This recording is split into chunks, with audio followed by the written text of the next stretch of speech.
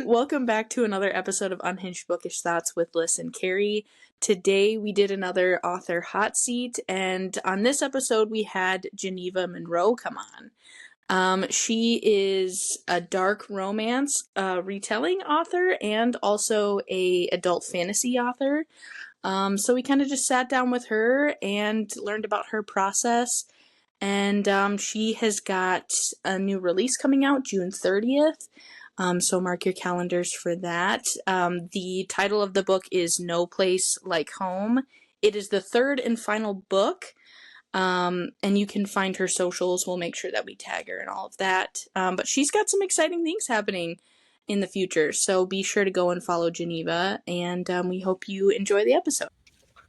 Welcome back to another episode of Unhinged Bookish Thoughts. Today we get to talk to Geneva Monroe. Welcome. Go ahead and tell us. Yes, we're so excited. Go ahead and tell us a little bit about you and all of your stuff. Okay, well, hi, I'm Geneva, and I am the author of two totally different series. I write both the Sun Serpent and Dark Oz series. One is like classic romantasy, and the other one's like dark mafia retelling, because I apparently am a mood reader, which then also translates to being a mood writer. And yes. Why wouldn't I, in the middle of a massive romantasy series, decide to start writing an entirely different thing, a whole different genre? But and then that's kind of where I've been at for the last year. I'm that author that drinks too much coffee because she's working constantly, and then sleep is for the dead. Yes, it is. Yes, it is. So I love that you point out that you're a mood reader and writer, because I feel that to my core. I started a list of all the books that I want to write, and they're just absolutely random. All over the place. I'm like, yeah, I may write like dark fantasy, but I also have like a contemporary romance that I want to write. I have a paranormal thriller, and then just to keep people on their toes, I have a children's book in there. You're going to need a totally different timing for that one. Yeah. Who knows what's going to happen? You never know what you're going to get out from me. And so I'm like, why am I like this? Why do I keep getting these like random ideas? I literally said, why am I like this yesterday? What is wrong? Do you do that while you're writing too? Nope, I literally said that yesterday too. I also think I'm a mood reader, and I love when I see authors kind of have different like layers or different hats that they want to wear. But how is it for you bouncing between those two genres? Is it pretty easy, or going from fantasy to kind of the dark romance side, how does that switch kind of for you? It's been a learning process this year, because they're very different from each other. My entire prose changes depending on which genre I'm writing in. The type of language, the speak that's used back and forth, like all of that is very, very different. And I have a beta reader specifically who checks my tone and stuff to make sure that I'm being consistent and I'm not accidentally switching into the other one. Because of that, that's a big part of why I paused the Sun Serpent series while I was doing Oz. In the beginning, I was writing Dark Oz while I was editing Star Sphere, and flip-flopping between the two of them started getting way too hard. And one of my alpha readers was like, listen, you're writing these whole scenes like they're fantasy scenes. You need to just like swap that back. She's like, let out your inner core. You're being too pretty. So that's been kind of hard. I've also had to be really careful about what I'm reading while I've been writing. Like when I'm actively writing Oz, I can't read fantasy at the same time, because whether I want to or not, that just starts bleeding into my writing. And so I had to kind of like pause that. So I'm like so behind on like a couple series that everybody else is like the From Blood and Ash series, I'm behind by 2 books. And like everybody's like, okay. And like Zodiac Academy, I'm behind by 2 books in that too. And like, just like I can't, when I'm trying to do this, I can't do that. Yes. And let someone get that. I just recently I wrote a short story that's like a prequel short story. It's just like a 12 chapter little mini story for the Sun Serpent series, for an anthology that I'm a part of that's coming up. And I had to and I'm in the middle of writing No Place Like Home, and I had to stop mid-gear and like immediately change directions and write this other thing and then immediately go back. And so my head's kind of like been slingshotting around a little bit lately. Mm-hmm. That But is a really it is good different. point. Yeah, because because like I said, I have a couple different things that I want to write, and I'm thinking like the one thing I really am like looking forward to switching over to more like modern real life kind of thing is I don't have to do any like world building, right? Like Yeah, tell not me a about whole it. lot of it. That definitely makes things move so much faster. Mm-hmm. Like a lot of people are like, man, I can't believe you wrote 5 books in a year and you put them all out. And because I mean, like technically, I don't know, I'm not quite at having written all 5, but um, the thing about the Oz is that like since everybody understands the mechanics of how that world works, I don't have to take so much time to really figure it out, and I don't Mm-hmm. have to do as much double checking on myself to make sure that I'm staying consistent with my own lore. Although I did create Yes. a deity for Osmandria, so I suppose I did sort of do that because I created a whole new country that has a whole religious system that doesn't exist on there, Mm-hmm. that the country is based on. So I suppose I sort of did that a little bit. Um, The but part of fantasy that just too was, slid in there. It was like, you know what? You're not getting away part of from it was me. me trying to keep things connected to the original books too, which are fantasy. Mm-hmm. So Yeah. so that's a little bit in there. Also, I just kind of wanted to say Ozdam, and my editor was like, I have a fundamental problem with you using the name of the country as a swear word. She's like, I just keep thinking of you saying Canada damn, and because she's But Canadian, that's and she's like, hilarious. and that just sounds Yes. so silly to me.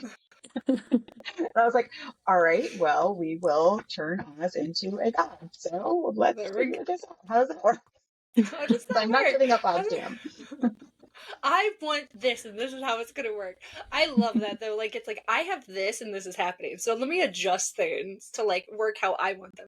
Because I think that's one of the fun things about being an author is especially when you can kind of even with like retellings, you can kind of like play with it to do what Hmm. you want to make it unique to you. And it's like I love sometimes with like fantasy, like, oh, why is it like this? I don't know. My brain said it was gonna be like that. Because a That's wizard what did it, obviously. that's because Yeah. that's what the gods did, okay? I'm sorry. I Right? can't help you there. The fates decided these things. I didn't. Let it go. Yeah. So it's And always a lot of like fun. in Oz, like anytime I can't figure out how to explain something, I'm like, well, we will just make up new technology that does this. Like that'll be the answer to this. Like that's my magic right there is that I've Hmm. got two mega hackers in the cast. They're like, hey, no, we can write a Yes. program that does anything. It's fine. We have a I car that can do anything. I will say A I car was that can be not. a mobile surgical unit and also like is completely bulletproof and has electronics that Yes. will fry people when I touch it. Like, sure, why can't we do all of these? Oh, Yeah. and it turns into a bed because Just why it. choose? Why wouldn't we make it turn into a bed? That's right. I was not expecting like the sci-fi aspect of Dark Oz, and so when I started reading, I was like, "Wait, what? Okay, that's a nice twist." And then the bed came out, and I was like, okay, that does make sense. That makes sense. Well, because like the guys of Yellow Rope taxis, like they're smugglers and they're constantly Yeah. driving all the way across Oz. So like why? Like I'm like in my head, I'm like they would be faster if they didn't have to constantly stop. And they do have Hmm. safe houses all over when they need to be in a place longer than one time. But when they're just Hmm. traveling from point A to point B, why couldn't they just keep going and just somebody sleeps in the back while you drive Hmm. and Yep. and I was like, so And we just have this car switch that them does all out. kinds of things. Why can't it? It's like the Inspector Gadget of cars. So Yes. It just does whatever it needs done. And I will say, right. like, the shape of the car kept changing in my mind while I read it. Like, at one point, it looked like a taxi, and then it turned into, like, an SUV, and then it turned back to a taxi. I'm like, I think it's supposed to be one, like, thing, but my brain's just like, I mean, it's sci-fi. It could probably change shapes, too. Who knows? Let's just make it do all kinds of things. And I'm like, It's that's just like not how it works. it's like an elevated like soccer mom van. Like every mom that Yes. has kids with sports wants this kind of vehicle. Yeah, she can go take a nap while the kids are playing soccer outside. Be like, just wake me when you need me. And, like soundproof so no one bothers her, so she can have peace and quiet for 5 minutes. So let me try to zoom this in. So, leading into that, so what like you have different genres that you write across. What inspired you to write, and then especially across those genres?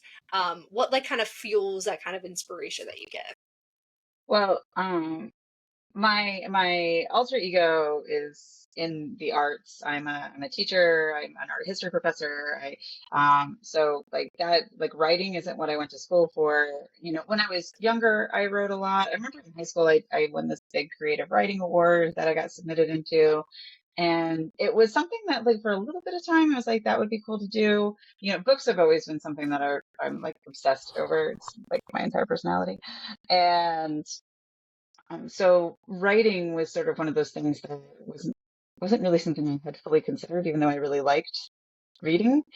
And then when COVID happened and we went into quarantine, my best friend and we decided that our families were going to bubble together because we both had just one child, and they were three at the time. They're the same age. And we're like, we can't have these like 3-year-olds isolated from all these other children. And, you know, I didn't have any family in the area. And she's like, well, we'll just bubble together. And so like every day I would go over to her house and our kids would play while we taught online. And then, you know, like as we were hanging out, our husbands decided that we were just going to start doing D&D. And they were like, and I was like, oh, that sounds great. That you guys have fun playing. I've never actually done D&D, so you guys go have fun. And they're like, oh, no, we can't play it with just 2 people, so you guys are playing also. And go ahead and make a character. Here's a book. Go find something that you want. Go find yourself a class and a race. Mm-hmm. So I created, for our D&D campaign, I created this draconic sorceress, and that was hilarious. So that's this book. I actually have it, so visuals. This book, Yay! which is So my pretty. debut novel.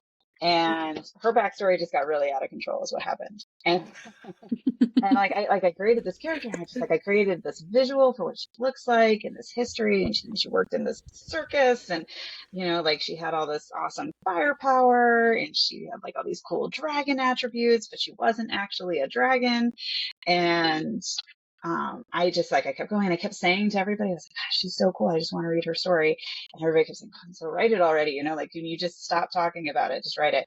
And my best friend was like, listen, you read 100 books a year. You've done the background on it. Like you've laid the groundwork. You can do this. Just try and see if you can. And I was like, all right. So I sat down one day and I wrote, a chapter, which technically is going to be in the 3rd book. Like literally the first thing I wrote is a scene from book 3.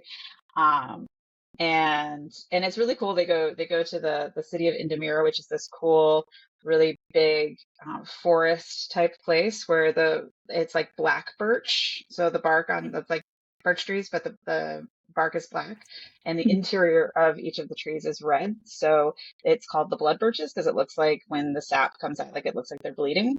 And it's, but like birch is like the size of redwoods, so the forest is just huge and massive. And like I can't give too many spoilers because we haven't actually traveled there yet. But so I wrote this whole scene that was there, and I read it to my husband, and he was like, it's a good outline you just made there. I was like, what do you mean? I haven't started. He's like, oh no, it's a really good idea.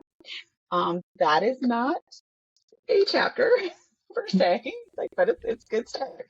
And I don't know, like then I started reading about craft and really kind of evaluating, actually kind of like lit studied some of my favorite books to try to figure out what it was that really resonated with me, what it is I really like. Like Laura Thalassa, for instance, like in her book series, the first chapter, you are instantly invested in the main character. There is no slow wind up where you get to know them and then finally you care about what happens to them.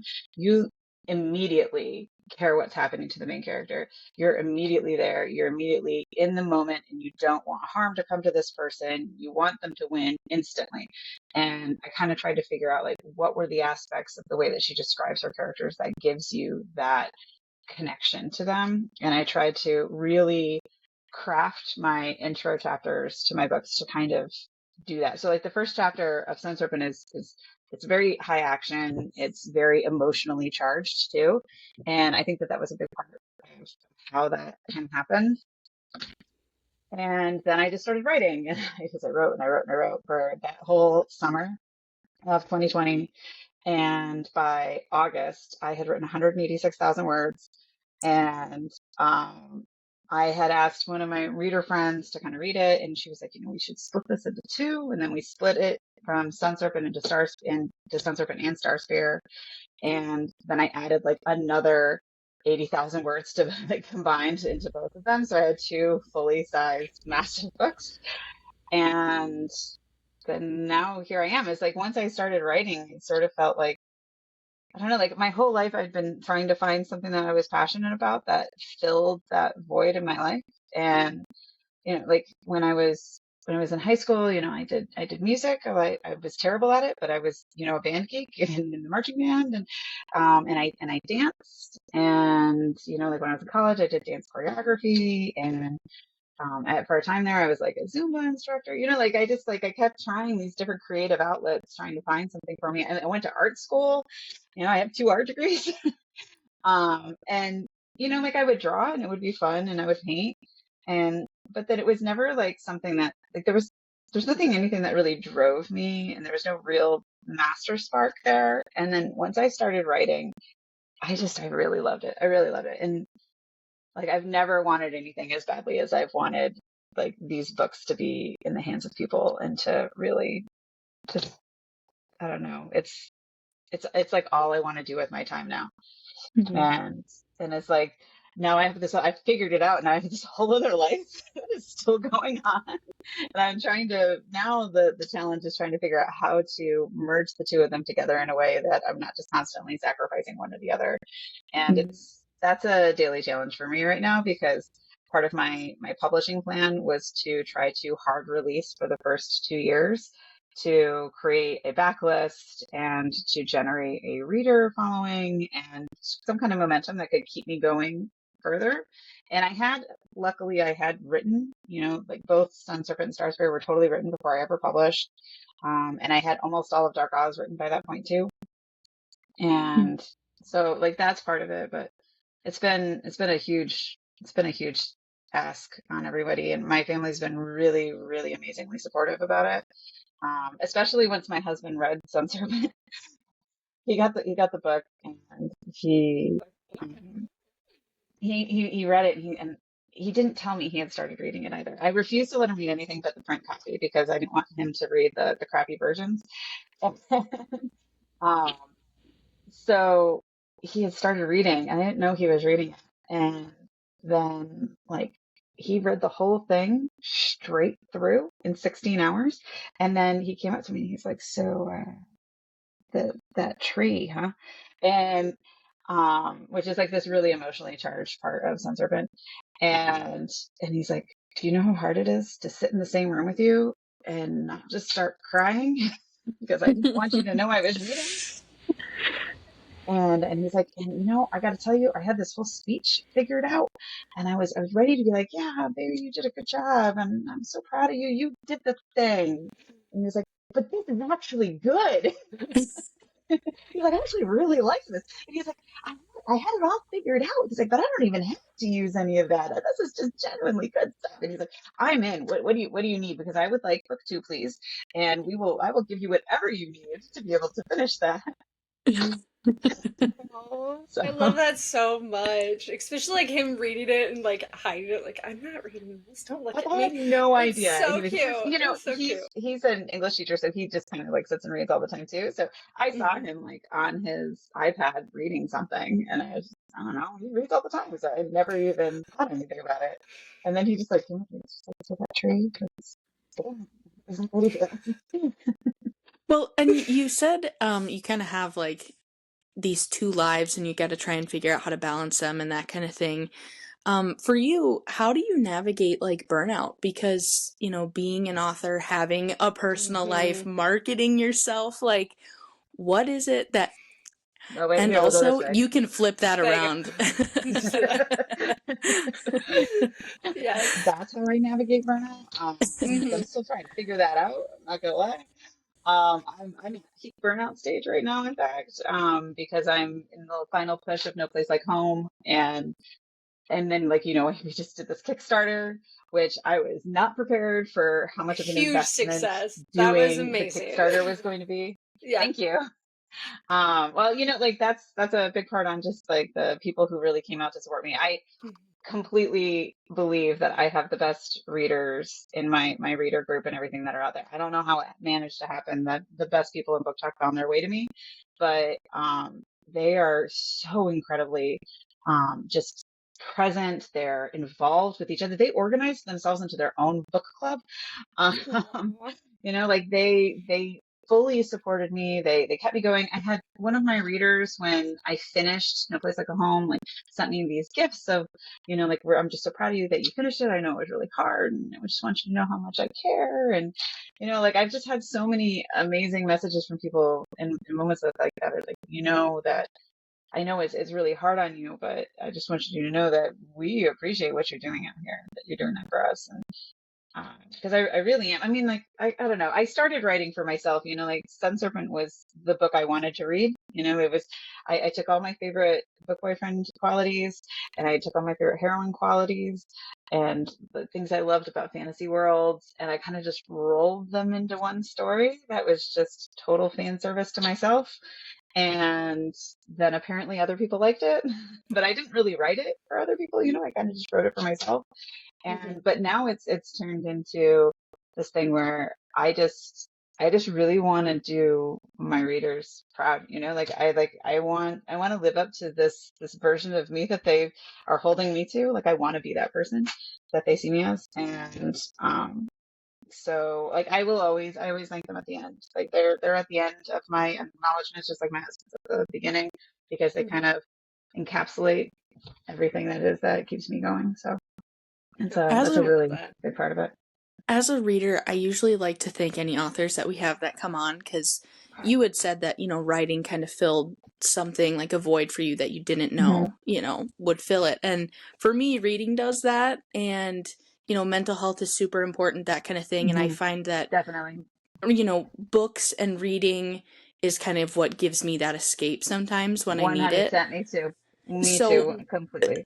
So for you, I want to say thank you for, even though it's, a passion for you, it isn't always easy. There's a lot of like things that you have to do to be a published author, but as a reader, thank you, because you help me more than you'll ever understand. So not to get emotional, but I just think, when you like the author and then you love their stories that they're creating, like you guys deserve to hear that, because it's not always sunshine and rainbows. Even though this is your passion, you still deserve to, hear that. Oh no, so. I definitely have, the self-doubt monkey is very strong on my back. I've kind of suffered with anxiety my whole life, and I get these moments where I really feel like I have no idea what I'm doing, or I just really, in fact, I just spent 3 days editing the same chapter over and over again because I was just like, I don't know, like I just didn't think it felt good and I hated it.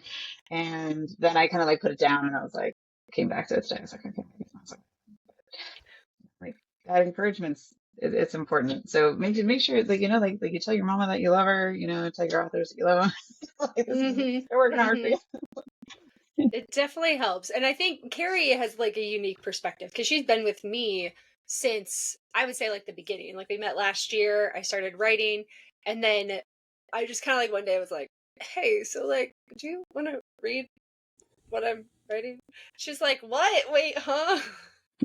And so she's got to watch me, write my entire book, start trying to write book 2, and just like spiral because it's hard. It's hard. And I think that's something that I love about like your honesty is like, it's especially with like the mental health side of being an author. I don't think that's talked enough about because like it's draining. It really is. It really is. You're putting your whole soul into, especially for you, you're pretty much splitting yourself into like this fantasy and these dark romance books, and you're just putting everything you have into them.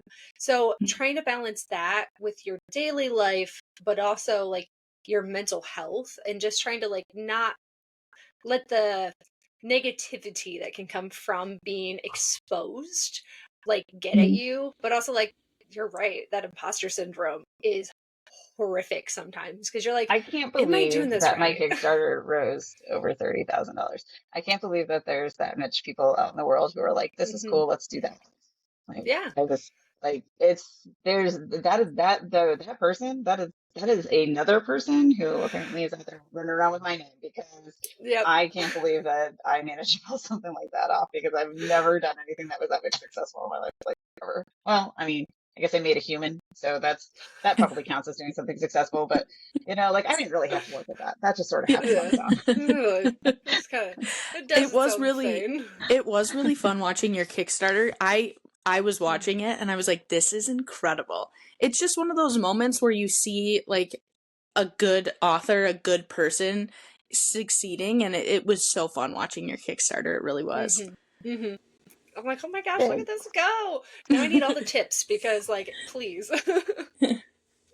Like, it's such a unique like aspect, and I think it does make a big difference, like when you, especially as we're like preparing to have you on, and we're both like, man, watch your Kickstarter go, like what is go, like cheering from the sidelines, right? Like Mm-hmm. go All right. just watching. I was that day that we launched. That day when we launched. Okay, so I'm sitting here, and it goes live, right? And I'm watching it like tick up, and it's already at like $1,000. I'm just like, oh my god, it's going so fast, right? And my husband comes in. It's like just like 2 minutes after we launched, right?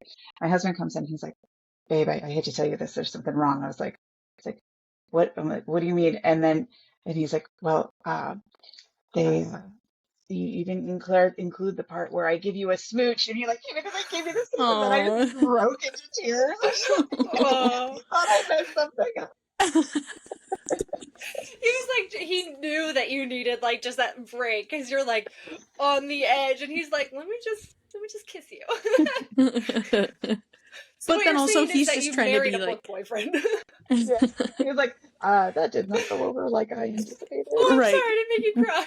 Yeah, he's just trying to be fun, but the pressure, I'm sure, was just through the roof, and you just had to break. Yeah, but... and also I cry at like everything. So Same. I mean, there's also that. Same. Like, if you were watching my Kickstarter videos and stuff, then you'll know I was just crying non-stop throughout that entire thing. Like that whole month, I basically just massive dehydration from tears. I am so one that gets fluids. Yeah, I'm one that gets very emotionally attached to things, like anything. And so when I'm reading, especially fantasy, I love fantasy. It's kind of my go-to, but I will cry just about anything. They could probably breathe by a horse and I'd start crying. But after I finish a book, I am always shamelessly sliding into people's DMs. So I just want you to know that if you get a crying paragraph message from me, I actually love that so much. Good. Because that helps with the feeling like it's worth it, when you can see, because you don't get that experience as the author of seeing how people are interacting with your stuff. And so the live reading videos and things, those are completely my favorite. I mean, it's also sort of like a schadenfreude thing, because like I'm watching the heartache that I'm causing and getting pure delight out of it. But everybody's like, did you do that? Oh, yeah. Yes, I did that. Yeah. It's fun. Like I didn't expect but it, like, you're right. It makes it feel like worthwhile, right? I love, like, I have a video. I was very thankful that two of my ARC readers actually are in another like group, and they all got put in this chat, and then someone's like, what's your favorite book so far this year? Because my book released in February, and someone was like, In the Shadows, and they all just started like, holy shit, yeah, did you expect this? And just like, then they video recorded it and sent it to me. And whenever I'm feeling down, I just go through that, and I'm just like, okay, it's worth it. Yep. I also have a and this is something I started when I was a teacher too, because my first year that I was teaching it was an incredibly hard year for me. And one of my mentor teachers had said, like, get yourself a box or something, or like an envelope, and stick it somewhere and put pictures of all the things that are important to you, and like letters and things. And anytime it gets hard, like when you're having a moment when you feel like you're about to explode, just like look at that thing, count to 10 while you look at that thing, and just remind yourself that was your reason, and all this other shit that's going on around you is not important. That's what's important. And so I have a teacher version of that, like for that version of me, but then I have an author version of that too, where I have printouts just of messages and emails, and like screenshots of videos that people have made, and like I like have that there, and I look at it all the time. One in particular I printed really large was the letter from my editor for Starsphere, when Sun Serpent hit bestseller for the first time, and it was just kind of like her talking about how proud she was of me for it, and it's a big one, and I I love look at that. it all the I'm gonna time have to because make she was myself she was one. there for the really terrible first version to the final version, and writing Starspear was emotionally a very challenging thing for me because I felt this new kind of pressure to live up to the first book. Like I kept getting all these messages from people, I can't wait to read this, and I just was so afraid I was going to let people down, um, and then like, well, also, my own drive and passion is also pretty intense. So, it's the Taurus in me. Like, I just really want to like just barrel through things and like knock it out of the park. And so I put some pretty high expectations on myself too. And to like see that actually come to fruition is It's wild. amazing. Yeah. So when you're writing, unless Karrie, I was gonna lead No. into like pantsing and stuff. Okay. Go ahead. When you're writing, are you a pantser? Are you a plotter? Are you just like, somewhere in between? Like, how do you write? Like, where does it all come from? I plot. I have like, that meme from Always Sunny in Philadelphia where he's got like the murder board and he's Oh like yeah. going like this, right? I have a thing that looks like that for Sun Serpent because the Sun Serpent plot is incredibly involved. And we haven't even gotten to the part of the plot that things are going to like really ramp up. So like I said, the first thing I ever wrote was a chapter from book 3. So, it's kind of like the first 2 books were like just so like now the story can begin. Like I've been like ramping this up, like laying the groundwork to get the real plot to start. So I've got that. But then there's this thing that happens that as I'm writing, the characters change their minds and just take over, and they're like, "We're not doing that now. This is where we're going." And I'm like, "What are you doing? Why are you kissing on that cliff? You're not supposed to kiss there. There's a waterfall down the road." Like, like I wrote that in there. That's the plan right here. Like, what are What you are you doing? Stop that. doing? But then like you just Step get out of it. so in the head of your characters and you Mm-hmm. know them so well that like instinctively the way that things write, it's like you just know that that's not what would happen in this moment. This is exactly the way that they would, like in the moment, like their instincts would drive them in this direction, that their impulses based on what this other person is doing would make these things happen exactly in this way. And and like sometimes it just surprises the hell out of me. And then I'll go back and I'll be reading things too, and I literally won't remember writing whole lines. And I like when I do one of my first rereads, I remember there's a line that Cal gives her in the waterfall in Sun Serpent, and I was like, "Damn, that's a line." I was like, "Wow." And I was like, and I'm like, "Sure, I mean, I wrote that, but like, I don't remember writing it." It's like, who? I didn't It write was like that. I That's was the possessed thing. or something. Yes, yes. It's 100% what it is. It's like the characters come out so intensely Good. that you're just writing kind of like what they're doing, what they're saying. And then you go back and you read it and you're like, wait, who was that? You're like, oh, that was definitely the character just fully coming through. And that's because I do not remember writing that at all. I did that when I did my reread to prep for writing book 2 because I'm just like I want to read the final product, right? And so I read through it and I was like, who wrote this? I didn't write that line. Oh yeah, I did actually, but it's very much like in the character because you do like hear them. You get their like personality coming through, and there's sometimes when people and I'm sure this happens to you. Like someone will ask like a question, like I think one of our like games that we can play is how would your character do this, or like how would they respond to like social media.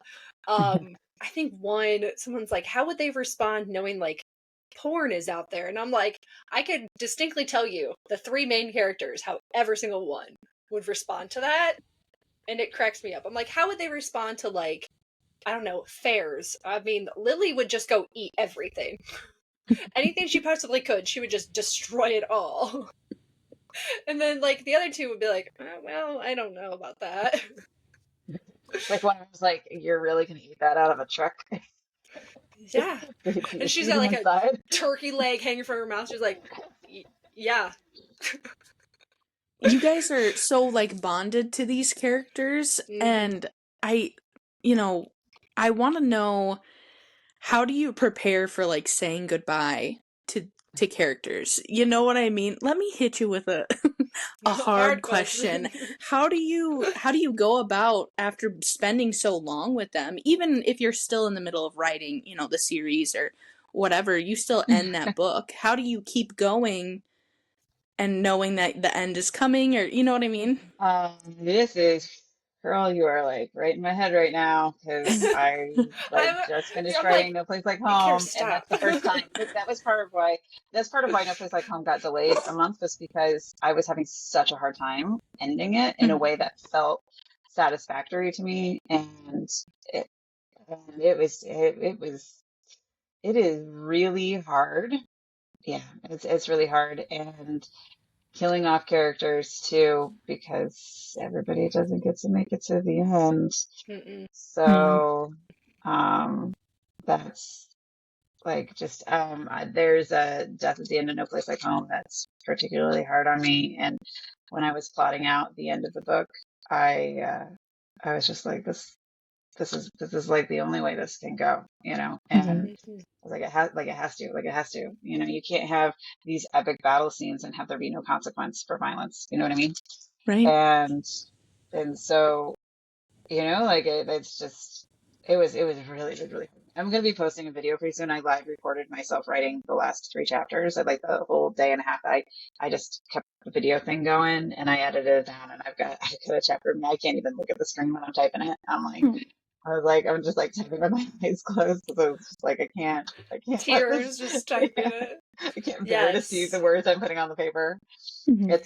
I think that's one thing that I definitely feel when I'm reading it, is because I guess now that I have the other side of it, right? Like, I know the depth of emotions that I feel when I'm writing a scene. And so when readers feel that exact same thing, I'm like, thank you.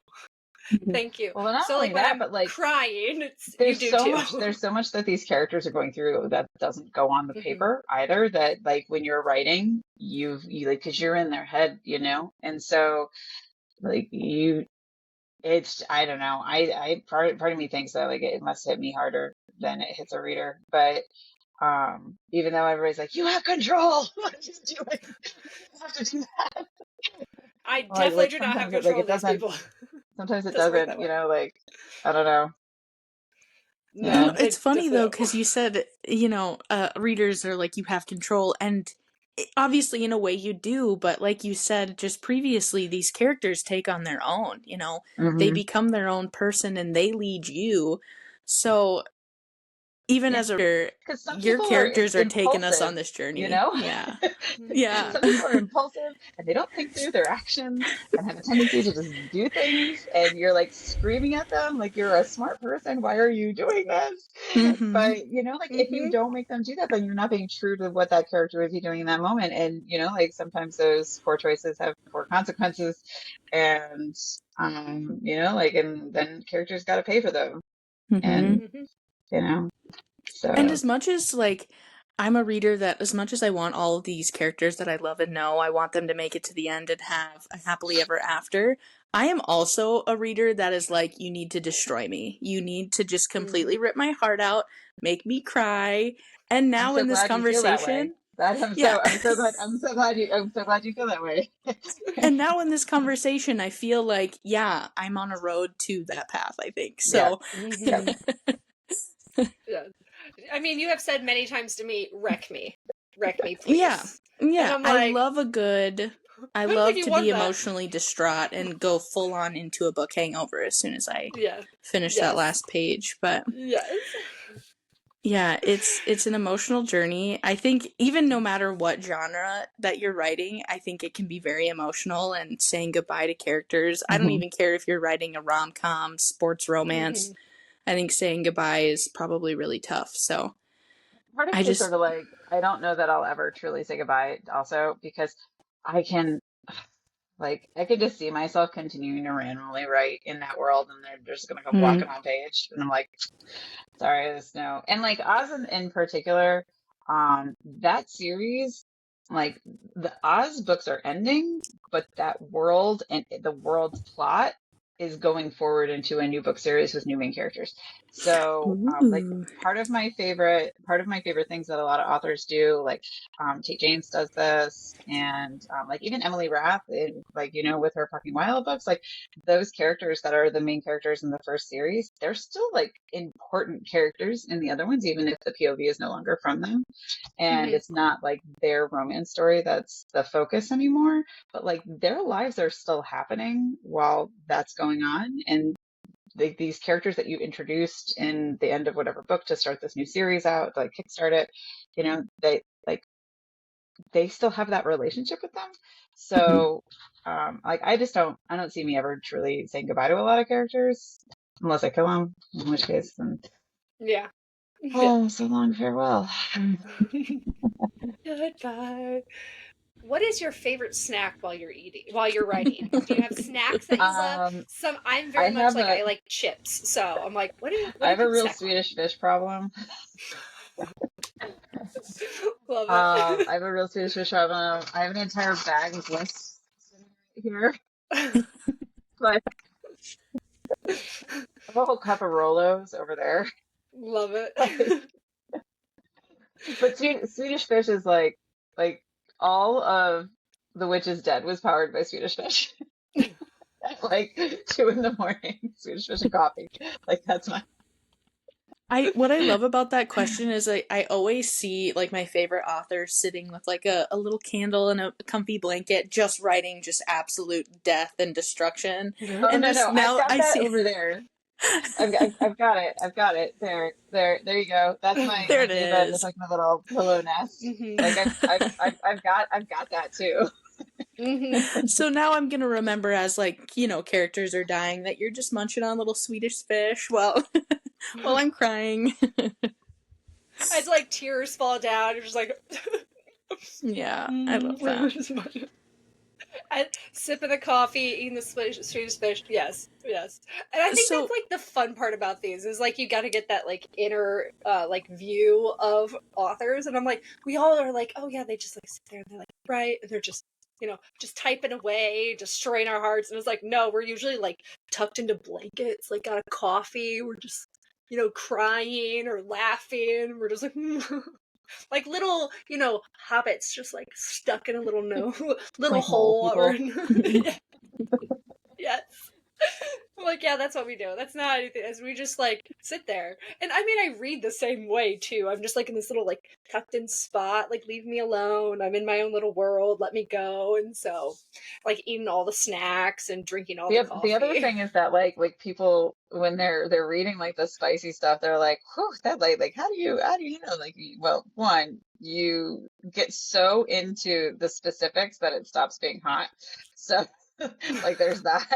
But then also like sometimes like I'll be editing in or writing in like the weirdest of times. And so like I'll be sitting on that daybed and like my 7-year-old will be sitting on the other end of the daybed like facing me. Well, because we do this thing where like he'll read his like Diary of a Wimpy Kid books and he'll face this way and I'll face that way and we'll just like sit there working on your stuff and I'm like sitting there being like talking about like DP and like you know like this and then he'll come over he'll like walk and behind my shoulder and I'll be like, don't let's not look at that right there. How's it going? Don't read this.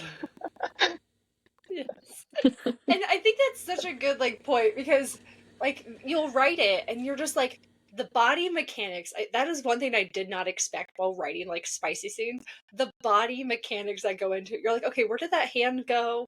I've What literally was got I've where's literally your got a mouth? sketch right here that I drew out just trying to figure out like in the scene like where would that person be like I love because that. I do that a lot. I sketch you know because of the art person in me, so I sketch it out and then I write all of my spicy scenes and my action scenes like dance choreography too.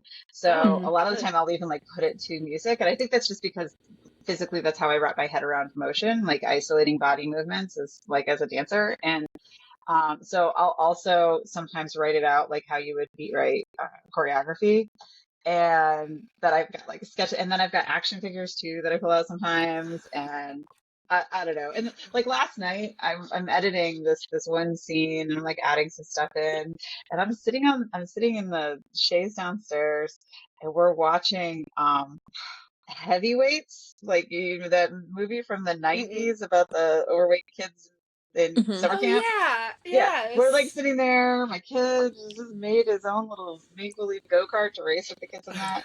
And I like looked at my husband and was like, so if we're talking about the piercing, would you still capitalize Prince Albert? Because it's not really the person, it's and he's like, what are you talking about? Like, what are you doing right now? And I was like, but because I'm just talking about the jewelry, right? And I'm like talking Right. about like the bar itself. I'm like, so like, is that because it's not the person I'm talking about? And he's like, yeah, that's a question for Google. I was like, okay, well, hello, my FBI handler. This is a new thing for you to add to my folder. Look up, do you capitalize Prince Albert? I think that's also one thing I love is like, would your search history flag the FBI? I think almost every author's like, yes, Yeah. yes, yeah, it would. I just Googled even in the same because I'm a research junkie, right? So I'm Mm-hmm. like Googling, I'm like, what does C4 smell like? You Mm-hmm. know, like, Yes. stuff like that. Like, what poisons have no flavor? Yes. How do you sedate someone with just plans? How can I Yeah. kill someone with just plans? And it's Is like, sex okay after a shoulder injury? yes, yes. What happens How if I long does it take stab to bleed someone? out from a gunshot wound? Yeah. Like, Yeah. I looked up. Yes, yes. It's this weird It's jump between like having to get on like a porn website, then having to get on like a mhm. medical WebMD site to try and figure out the Yes. balance of. Yeah, I love it. I love I'm it. trying to think if I even just have something. Hold on, wait. What do I literally, okay. I literally have, what's the best shoulder arm sling immobilizer for sex? I was like, look at it. I was like, okay, let's see what this ortho website says about good choices for. I Yes. love this little behind the scenes you just gave us. I love it. It's so funny. I feel like if anyone, they must like the FBI and stuff, like when they're doing like search histories, right? They're probably like, oh, that person's an author. That makes sense. It's like, Don't worry about it. oh, ATM, cinema. no, it's fine. Just let them go. It's their, yeah, they want to know how C4 smells, but they're writing a book about it, so it's fine. Just let it go. It's okay. So How do you make a bomb? It's different. you wear many hats, but I always like to ask because you just never know what author's got going on. You do bounce between, the dark romance, the fantasy, that kind of thing. Is there another genre that you would write? Or are these like, this is perfect? Not to add something else to your plate, but I do love to know. I would really, I would really like to do a proper mystery. Um, like a real, I don't know that I'm smart enough to be able to write it, but I think I would like to try. I have sort of an idea that could play itself out. Like I think it would be really cool to do like a Sherlock Holmes retelling a little bit too. Like I Ooh. could throw Sherlock Holmes into the Wicked world, like Oz world. Mhm. Like I think that could be like really fun to do.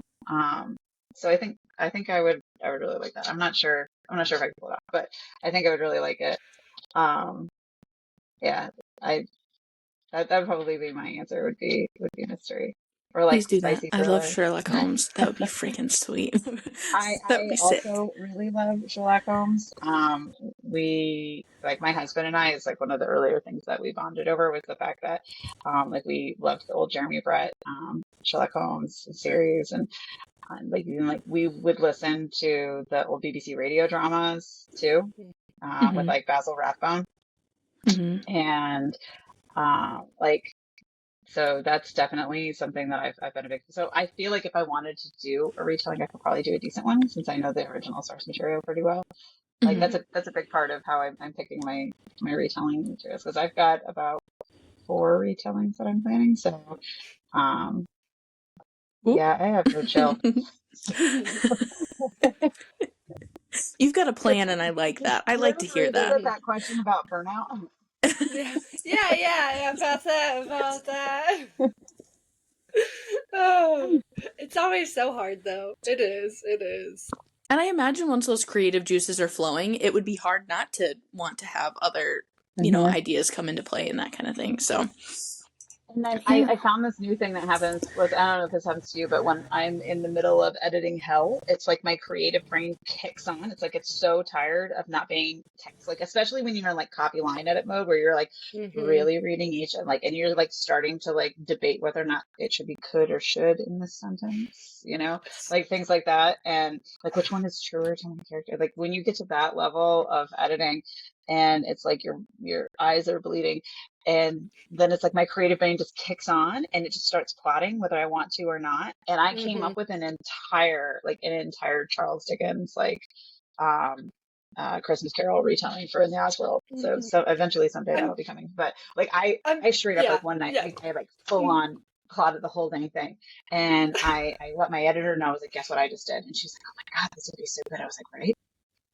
Right. And it all came because I saw some ad for a teacher that said Marley was dead to begin with. And I was like, that's a good name Wow. for a book.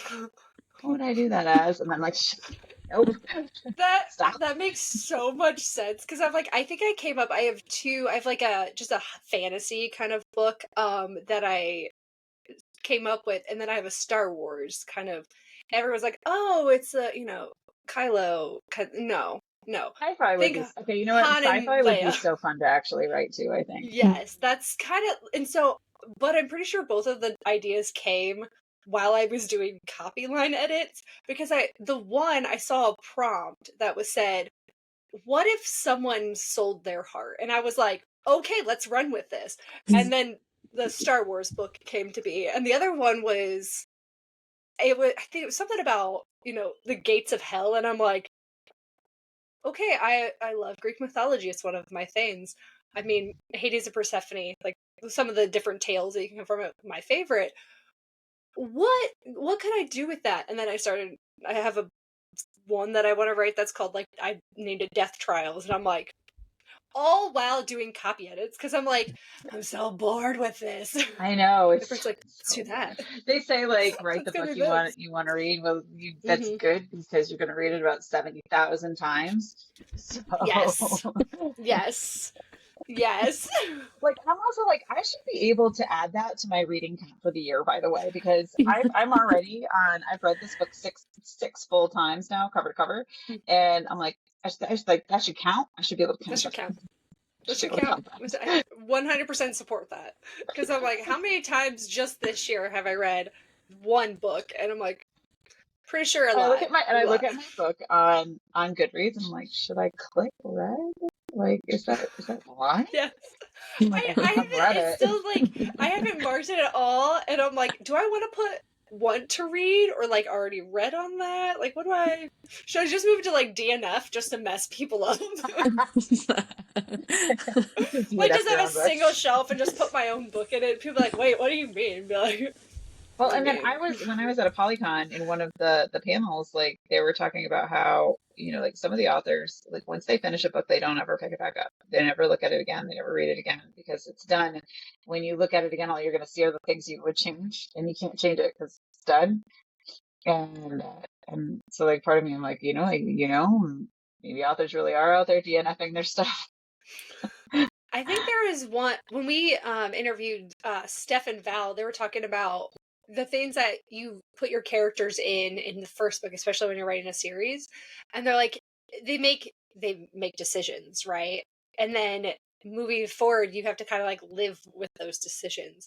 And I think that's one thing with like very character driven books is they make these decisions from their own personalities, and then you just have to like, oh, now what do I have to do? How do I get them out of this Oh, corner? I'm like, I put Danny them is there. a have to live with his choices kind of character in the Oz world because his like his defense mechanism is to become very combative, and so he says a Mm-hmm. lot of shit he shouldn't.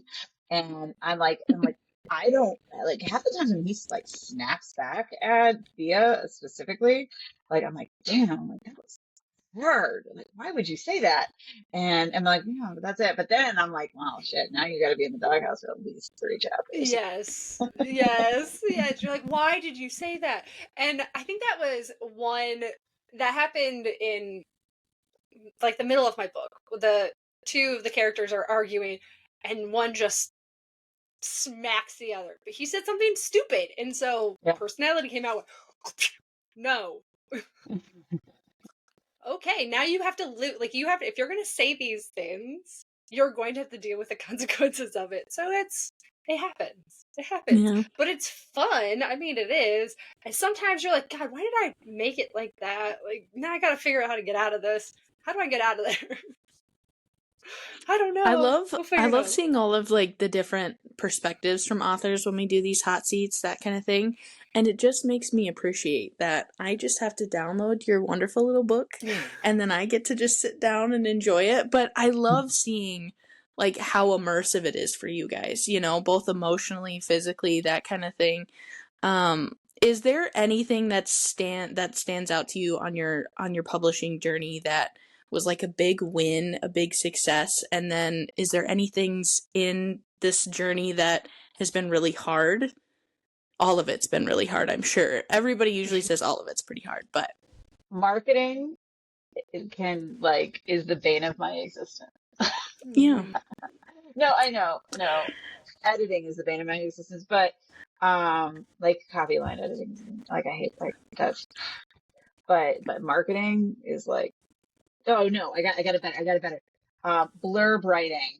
Blurb Oh writing my is gosh, the bane of my yes. existence right there. And I Yes. have to do the Thank blurbs you. in a place like It's Homestar, and I'm awful. literally like Oh. already, again, anxiety is kicking in. I'm already feeling all this anxiety from knowing I have to spend a day and sitting down and doing it. And I'm just, I hate it so much. It's so easy. I could write 180,000 words, and yet I could not, in 2 sentences, have told you what it was about. Got this girl, she's got magic, I guess. But then it's also like, okay, you've got this, she's a thick book. Now tell me in one paragraph or less everything. But don't give away any spoilers, but also hook me. Yeah, you gotta hook me. Get me. Yes. It is And I like, think that's, how do you take 180 down to, 200 words? Like, it's so hard. It's so hard. And I'm gonna like really have a hard time with this next one, I know, because I leave The Witch is Dead on a fucker of a cliffhanger. I'm really sorry for all the people that I love fuckers like that. But like I have to be very careful not to give away the twist on that. Either the fact that the twist is there, because I don't want somebody to be picking up the third book and reading the blurb and then realizing, oh shit, because I know what happens at the end of the book too, you know? And so like I can't write that. I also can't let them know what the end result of that twist is going to be. So I'm just sort of like, I guess I'm working with all of the information in chapter 1. Yes. I guess that's what we're working with here. Yep. This is a book that's really good. Just read it. Like, you want to be able to just do that. Like, trust me. The blurb just says, read the other books. Like, it's going to happen. Stuff from those books happens in this book. So it's exciting. We'll fuck you up. Read it. It will cause emotional damage. That's all. Yeah, we'll cause emotional. Yeah, read the triggers. That's all I need to hear. You know what I mean? You use the hashtag why choose emotional damage, I'm in. You know what I mean? That's all it takes. I need to start using emotional damage as my hashtag. Yeah, you're totally right. I do that. Yeah. I've got my morally gray bracelet that I've been playing with as my fidget thing here, and my going around. So that's my. This is these were made for me by a reader, and I was like, what does that say about me? But that's what they gave me. Yes. So to kind of, wrap up, if you want to go through, what you've got coming out, your release is next month. And then if you want to share anything else that's exciting that's happening, we'll give the floor to you on that. Okay, well, so this is my fantasy series here. It's Sun Serpent, and the second book in the series is Starspear. And there was just a Kickstarter that just closed, but there are still pre-orders open through BackerKit right now, so you can still kind of jump into it even though the Kickstarter's ended. These special editions that are in here, because it did so well, we were able to unlock a lot of really good extra bonus features to it. And so like that's kind of out there in the world right now. And you can just you can go to my, any of the links in any of my profiles on any of my stuff, and you can find it there. And then the big one I'm working on, this is the Dark Oz series. The second book is The Witch is Dead. And the third book in that series, No Place Like Home, is coming out June 30th. And it's the end. It's the end of the Oz trilogy. And there is a continuation of I'm calling it the Wicked World. That's what I've decided I'm going to name my verse. And so there's a continuation of the Wicked World is going into a different retelling that, if you're paying attention in book 3, will not surprise you at all. And so that's coming out June 30th. And we are currently recording the audiobooks for the Dark Oz books. They're mid-recording right now. Production on that did end up getting delayed because of some technical issues. So I don't actually have a release date for that yet, but that's being done through Audibly Addicted. It stars Stella Hunter as Thea, and then I've got Jason Clark is going to be Nick. I've got J.F. Harding as Crow and Aaron Shedlock as Danny.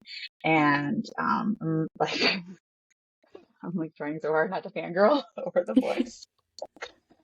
I mean, Stella too, because I just adore her. She was actually, she did a reading of Illyria for some audio takeover that happened on TikTok, and I was just like, that's that right there. That's what I want. And so I asked her, I was like, how do I get you to read my book for me? And she's like, well, here's my production company. Let's talk. And she's like, and also I work with all these people all the time. So who do you want? So we did a little, would be great. We are pre-production, getting ready to start recording in mid to late June. They're going to start recording Sun Serpent too. And so that's also starring Stella Hunter and John Hartley.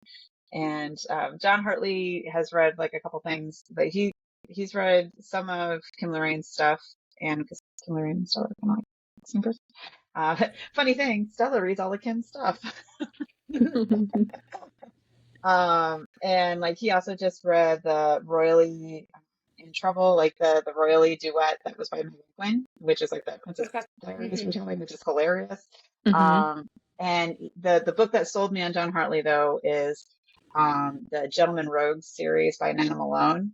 She's got the first 2 books in there. He reads them, and he plays this character called King, and I was just like, that's Cal right there. That's 100% that's Cal. I need the second I heard it, I was like, because she gave me this short list of, I wanted a native British speaker to be him because, Cal's a prince, so he's so posh. And in my head, Innisfail is this typical British kingdom kind of thing as you can get. So I was like, that's what I wanted, somebody who's had diction lessons his whole life. And in the book, every time he's going places, people always comment about, well, don't you sound so fancy, because you can't turn it off, And so I needed somebody who could do that. And then from there also had the chameleon ability with their voice to be able to capture, because since Sun Serpent's an epic and they're traveling over this whole world, there's a huge variety in accent. So I needed somebody who had that kind of range. It's also part of why I like Stella so much, is because she's got a very impressive range also. I told her, I was like, hey, so I wasn't planning on it, but apparently now I have some female Italian talking characters in the Witches Den. I was like, so just let you know, there's some Italian. She's like, I used to sing opera, no problem. I got you. So, don't worry, I would just go for opera. I was like, oh, don't you just know everything? Yeah. Okay, no problem. Good chat. Okay, good to know. Perfect. So so audiobooks, that's coming very soon. There should be hopefully an announcement coming for when Dark Oz on audio. That's going to be the first one that releases in productions. The audios for Sun Serpent and them will probably start coming out late summer to early fall. The third book in the Sun Serpent series, which is going to be Silver Shard, will be coming out this fall, hopefully October, November sometime. I've decided I am no longer going to be putting publication dates out until I have finished writing, because I'll tell you what, I am learning from my mistakes. Yes, it is a learning process. It's a learning process. And so that's coming. I do have an end date for when I'm supposed to be giving them my manuscript, so there's sort of that as far as a publication. But that's early mid fall sometime is when the third book in that series should be coming. And I already have the cover for it though, so I'm pretty excited.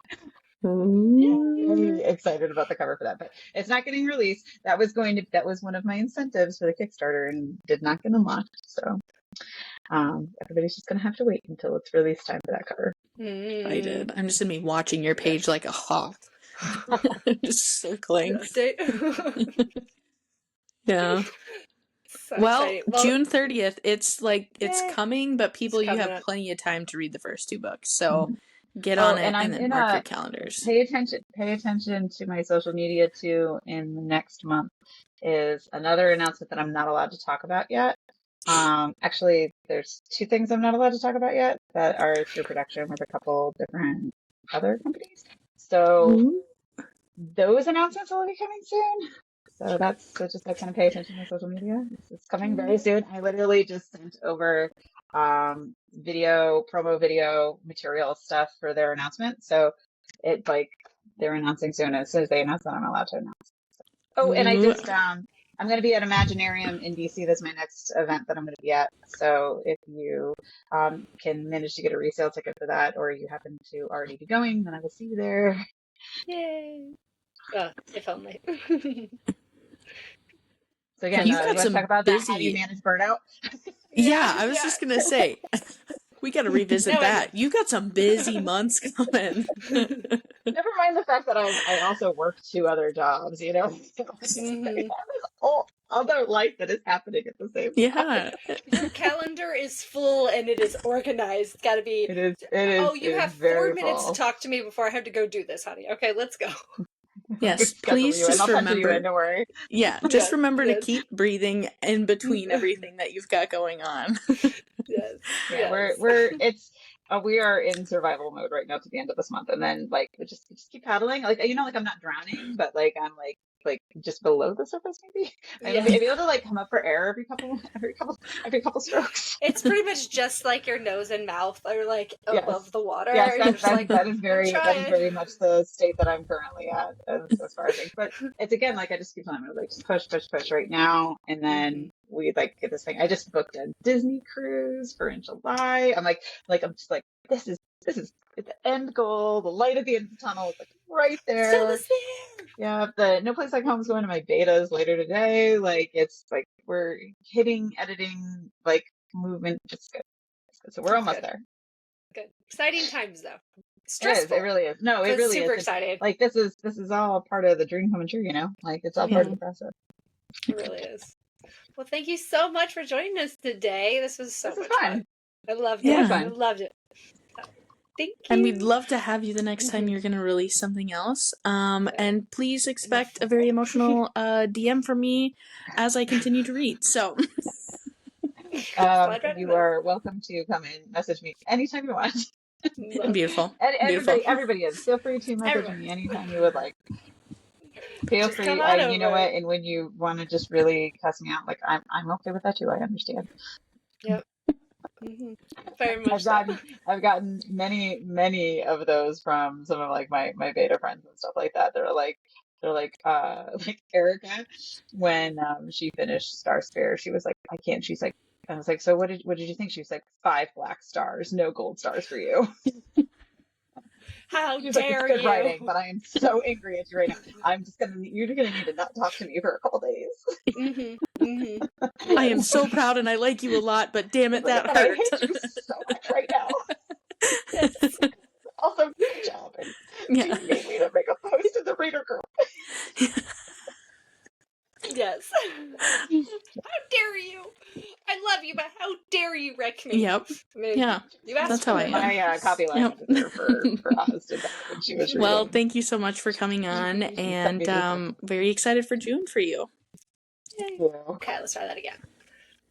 Well, thanks for joining us for another episode of Unhinged Bookish Thoughts. We had so much fun with Geneva Monroe. We hope you enjoyed it as well. Remember, as always, read what you want and don't be a dick.